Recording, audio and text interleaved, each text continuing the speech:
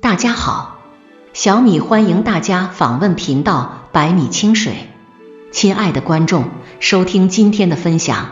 50岁以后，请停止给子女以下几种钱。钱像是盔甲，可以给予一个人更好的保护。钱也像武器，在人生路上，手握它，能让人披荆斩棘。天下所有的父母都很爱自己的孩子，愿意为了子女付出一切，牺牲所有。可是父母的溺爱很有可能会形成一种桎梏，让孩子不能独立的成长，形成依赖。战国策中写道：父母之爱子，为之计长远。人生路上与子女相处也是需要技巧的。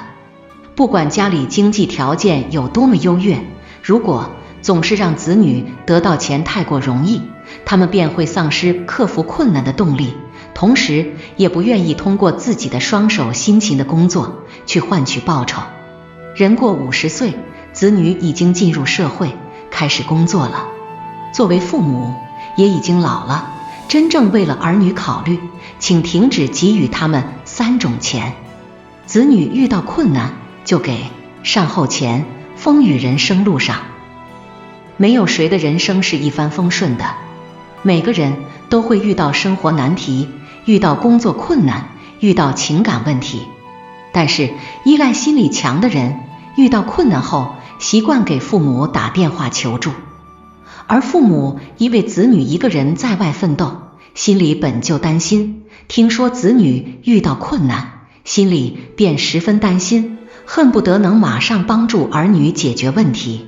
可是如果子女出现问题，闯了祸，父母就习惯性的出面替他担负责任，那么在将来他犯错成本太低，就会肆无忌惮的犯错，根本考虑不到事情的严重性。子女遇到困难，父母就给他们善后钱，用钱替他们解决问题，最终孩子会缺乏责任心，做任何事情都会得过且过，3分钟热度，没有毅力，遇到困难就轻言放弃。作为父母，人到50岁，如若真正为子女考虑，就要让子女学会自己面对困难，培养孩子解决困难的能力，以及勇于承担责任的勇气，让他成长得更快。让子女拥有正直、诚实的品格，比一味的给钱更可靠。子女经济不独立，长期给生活费，人活一世，每个人最终都要自己去面对生活。如果子女对父母的依赖心理越强，那么他自我独立的概率就越小。子女不独立，往往是因为他们的身后有一个经常给他们生活费的父母。在电视剧《都挺好》中的苏明成，他最大的本事就是哄母亲开心，然后从母亲手中得到更多的钱财。苏母有记账的习惯，在他去世之后，兄妹3个人发生争执，牵扯出账本，才知道苏明成挖空心思得到了多少生活费。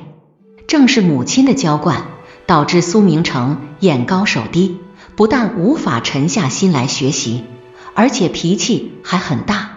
之后他的事业和家庭皆不顺利，母亲对他的偏爱终究成为了伤害他的利器。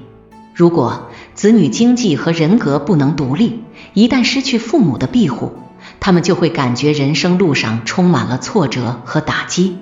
人到50岁，如果想让子女在将来有更好的生活，就要舍得狠下心来放手，给予子女足够的成长空间，靠他们自己的能力去应对一切。子女不努力，哭穷就给安慰费。现在的生活条件越来越好，孩子们的消费支出越来越多。许多子女对于自己的物质欲得不到满足时，不是逼迫自己努力去赚钱，而是去父母那里装可怜或者哭穷，希望能得到一些资助。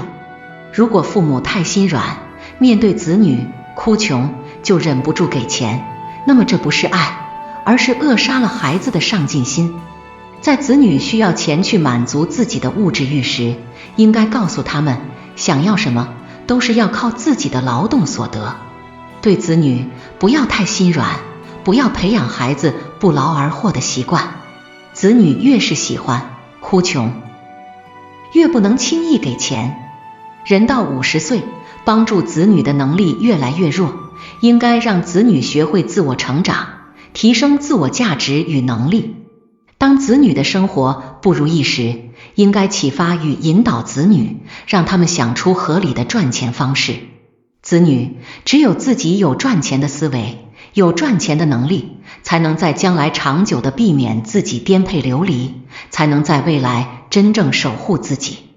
过50岁，让子女学会独立，自己努力去解决问题，学会成长，才是对他们最好的爱。作为父母，要把自己的钱牢牢地抓在手里，不要随意让子女挥霍了。如果在将来子女遇到突如其来的危机，或者不可预料的变故，可以用来救急。生活中，不管多爱自己的子女，不要随随便便给子女钱，总是心疼孩子生活不容易。让子女学会吃苦，多受点磨练，往后他们才有更多的能力照顾好自己和家人的生活。爱孩子并不是一味的给予，而是应该为其考虑得更加长远。真正为子女考虑的父母，会不断塑造孩子良好的品格与习惯，让他们有一颗强大的内心，坚强的意志力。不管子女在以后做什么，都能够认真负责，都能依靠自己的努力，打拼出更加精彩的生活。